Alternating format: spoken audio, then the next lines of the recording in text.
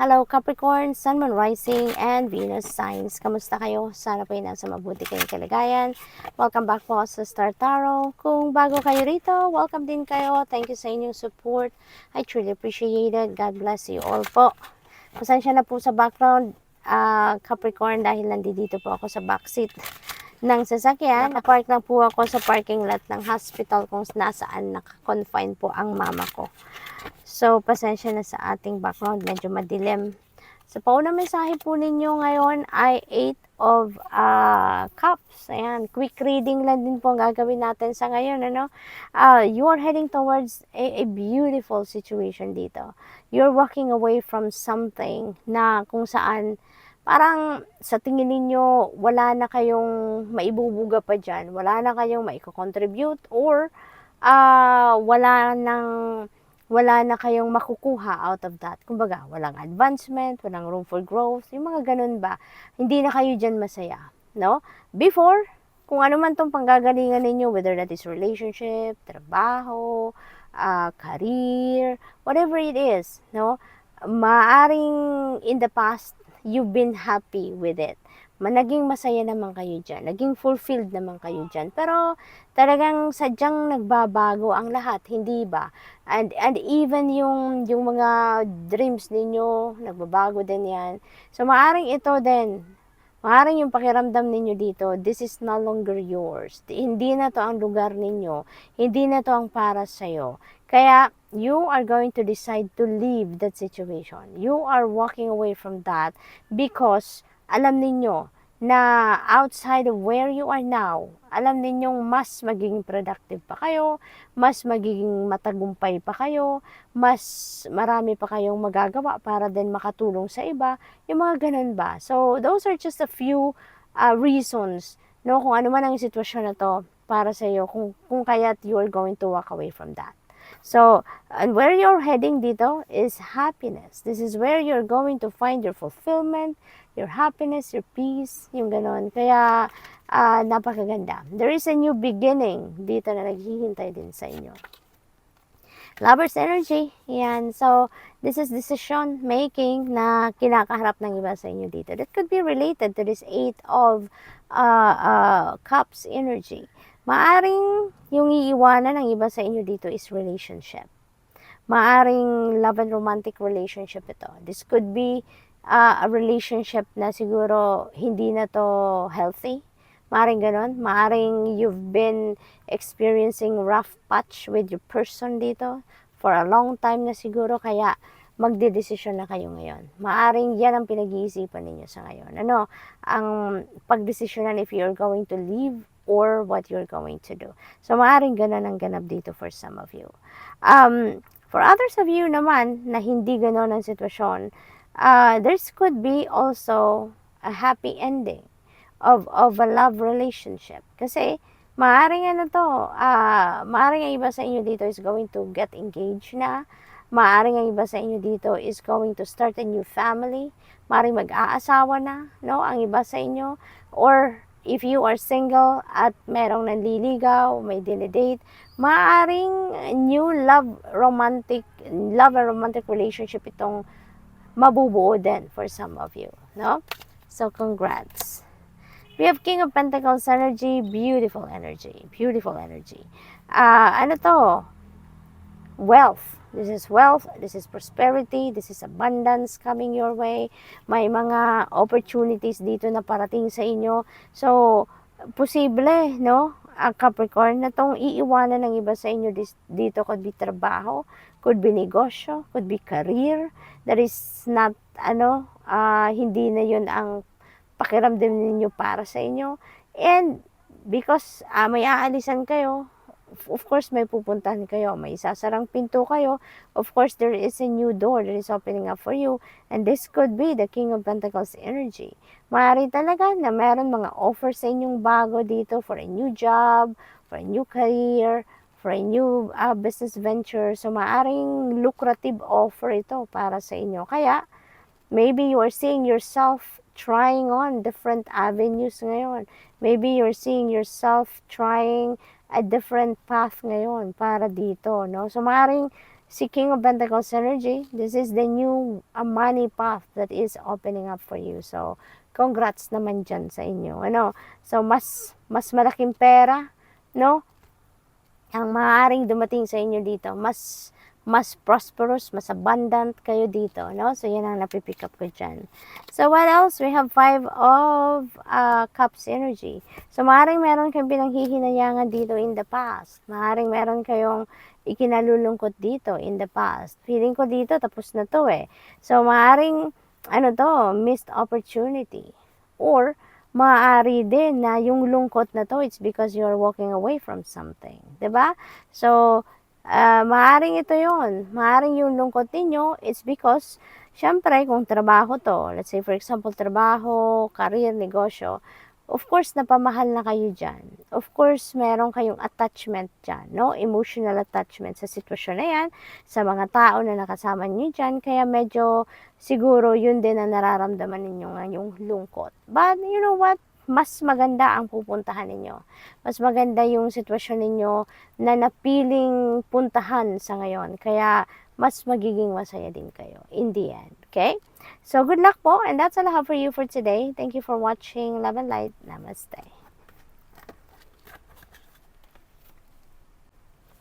Hello Virgo, Sun, Moon, Rising, and Venus signs. Kamusta kayo? Sana po nasa mabuti kayong kalagayan. Welcome back po sa Star Tarot. Kung bago kayo rito, welcome din kayo. Thank you sa inyong support. I truly appreciate it. God bless you all po. Virgo, oh my God. Virgo, pasensya na po kayo. Kasi ang setting natin ngayon ay nasa backseat lang ako ngayon ng sasakyan. Nakapark ako dito sa parking lot po kung saan naka-confine yung mama ko. I was just called, to do a reading. Kaya eto, dito muna tayo for now. Pasensya na. So, pauna mensahe ni Virgo. Quick reading lang din po tayo sa ngayon, ano? So, we have 4 of Pentacles energy. So, this could be money matters, finances, no? Ang napipick up ko dito, this is reminding you to manage your money wisely. Maaaring ang iba sa inyo dito, siguro merong malaking pagkakagastusan, maaaring ganon, maaaring big purchase yan, na kailangan siguro ninyo na alam mo yun, mag-withdraw pa siguro ng mga savings ninyo, maring ganon. So, ang nag-pick up ko dito, pag-isipan din ninyo mabuti ang inyong mga spending. Make sure also that you are looking into balancing your finances. Yung ganun ba? No? Yung titignan din ninyo yung pasok ng pera, paglabas ng pera, so that namomonitor ninyo, alam ninyo kung kaya bang pagkagastusan ang iniisip ninyo, priority ba yan, yung mga ganun ba, no? So, yun ang reminder dito para sa inyo. What else? We have 4 of swords. Maaring exhausted kayo, Virgo. Maaring physical exhaustion ito, pagod kayo. Physically, it could also be mentally, emotionally, napagod for some of you. And you are being invited here to rest. No? Being invited dito na mag-meditate kayo, mag-prayer mode kayo, mag-solitude kayo, magpahinga kayo, in other words. Kasi para kayo, ma-replenish yun, no? Yung energy na na-lost ninyo sa kung ano man ang sitwasyon. And also, maaari din na kayo ngayon, Virgo, meron kayong hinihinging enlightenment, clarity from the divine. Maaaring naghihingi kayo ng divine guidance dito. And maybe because you are too busy with many things, kaya hindi ninyo naririnig ang mga intuitive messages, ang guidance na pinapadala sa inyo. Kaya you're being invited here to rest. You're being invited here na mag-relax kayo, magmuni-muni kayo so that you can tune in to your intuition, you can listen to your soul, to your higher consciousness, yung gano'n. Kaya kailangan ninyo talaga na talikuran muna pansamantala. Kung ano man yung pinagkakabisihan ninyo, step back muna kayo ng kahit saglit lang. Give it to yourself dahil maaaring nandito na yung kasagutan doon sa inyong mga dasal. Lalo-lalo na kung hinihingi ninyo ay divine guidance or enlightenment. So this is it. Na to sa inyo, heads up na nandyan na, papadalhan na kayo or pinadalhan na kayo. You just need to access it. No? You just need to listen to it. Okay? We have, ito na nga, oh, 'di ba? So, sa Hermit energy, this is your energy. At saka, ito na, parang nire-remind talaga kayo dito na pakinggan nyo na, Virgo. Ito na yung hinihintay ninyong divine guidance. Binigay na sa inyo, pero hindi nyo pa yan na-access. Kaya, si Hermit energy din, this is solitude energy. So, talagang tinatawagan kayo dito. Napakalakas ng panawagan sa inyo dito na mag-step back muna kayo sa kung ano ang inyong pinagkakaabalahan. Okay? Mag-step back muna kayo, magmuni-muni kayo, napakahalagang spend time alone kayo, all by yourself, nang sa gayon tahimik, no? Concentrated lang kayo sa sarili ninyo, at hindi kayo muna maistorbo ng ibang tao dyan, kaya mag-solitude kayo. There is really an important guidance dito na kailangan ninyong marinig. Okay? Virgo, yun ang napipick up ko dyan. So, maaring dasal ninyo yan. Maaring meron kayong sitwasyon sa ngayon na kailangan nyo talaga ng divine guidance. Okay? Oh, sorry po. Uy! Kakalawa ka, pasensya na, napakadulas ng upuan. Hala na, hala na. Pasensya na po. Ayan. So, yung next card po ninyo ay Justice Energy. So, you're getting what you deserve dito, Virgo. You are getting what you deserve. Kung ano ang para sa inyo, you have nothing to worry about. That is what's coming towards you. Okay? Justice will be served then for some of you dito. Kung ano talaga yung para sa'yo, kung ano yung deserve mo, kung ano yung meant for you, that is what is going to be delivered to you. Kaya, wala kayong dapat na ipag-alala dito, no?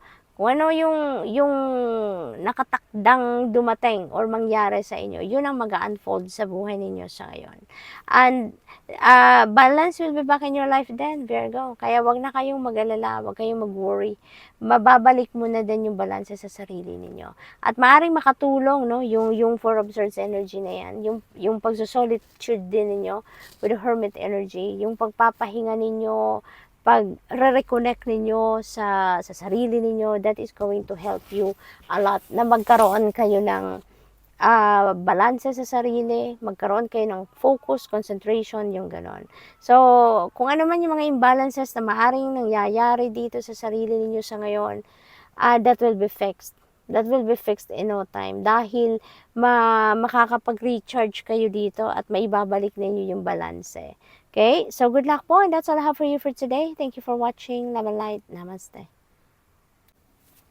Hello, Taurus, Sun, Moon, Rising, and Venus signs. Kamusta kayo? Sana po nasa mabuti kayong kalagayan. Welcome back po sa Star Tarot. Kung bago kayo rito, welcome din kayo. Thank you sa inyong support. I truly appreciate it. God bless you all po. At saka, Taurus, pasensya na po tayo. Kasi nandito tayo sa kakaibang setting. Sa ngayon, nasa backseat lang po ako ng sasakyan. Nakapark dito sa hospital kung saan naka-confine po ang mama ko. Kaya, pasensya na po sa background.